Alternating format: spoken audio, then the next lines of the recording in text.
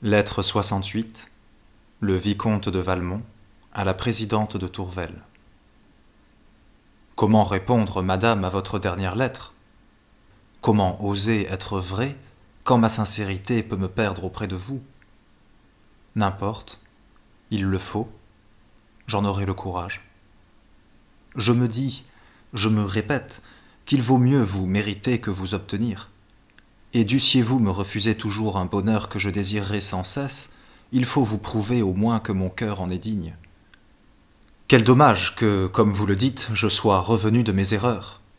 Avec quel transport de joie j'aurais lu cette même lettre à laquelle je tremble de répondre aujourd'hui. Vous m'y parlez avec franchise, vous me témoignez de la confiance, vous m'offrez enfin votre amitié. Que de bien, madame, et quel regret de ne pouvoir en profiter. Pourquoi ne suis-je plus le même?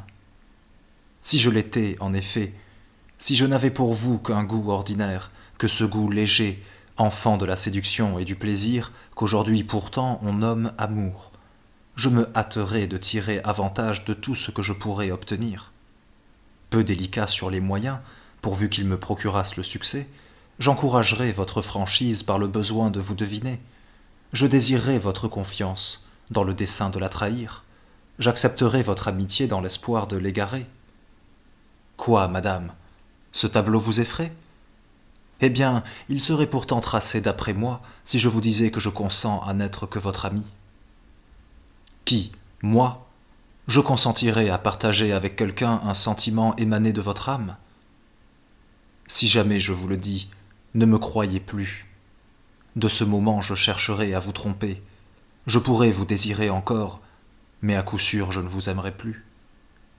Ce n'est pas que l'aimable franchise, la douce confiance, la sensible amitié soient sans prix à mes yeux, mais l'amour véritable et tel que vous l'inspirez, en réunissant tous ces sentiments, en leur donnant plus d'énergie, ne saurait se prêter, comme eux, à cette tranquillité, à cette froideur de l'âme qui permet des comparaisons, qui souffre même des préférences.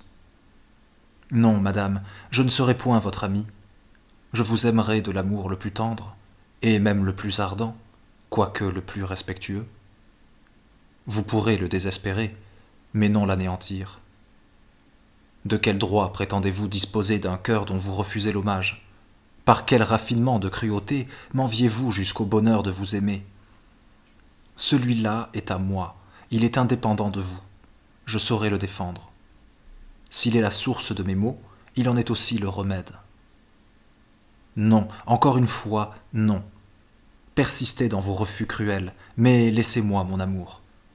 Vous vous plaisez à me rendre malheureux, eh bien soit, essayez de lasser mon courage, je saurai vous forcer au moins à décider de mon sort, et peut-être quelque jour vous me rendrez plus de justice.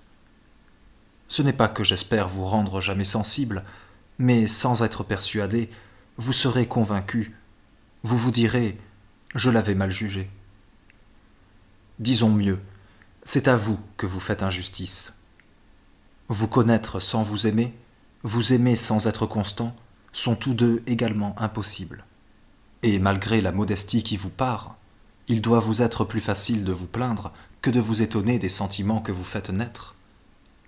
Pour moi, dont le seul mérite est d'avoir su vous apprécier, je ne veux pas le perdre.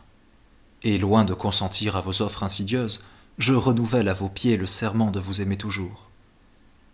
De Paris, ce 10 septembre.